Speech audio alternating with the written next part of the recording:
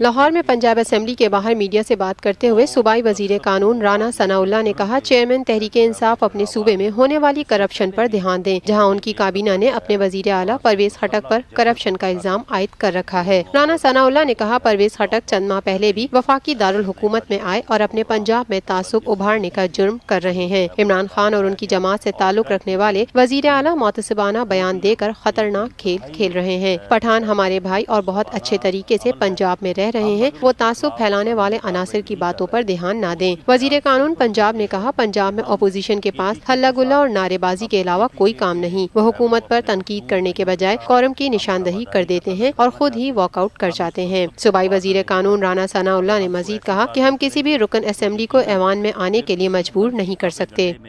جو ہے وہ پرویز خٹک صاحب اور ان کی ٹیم کو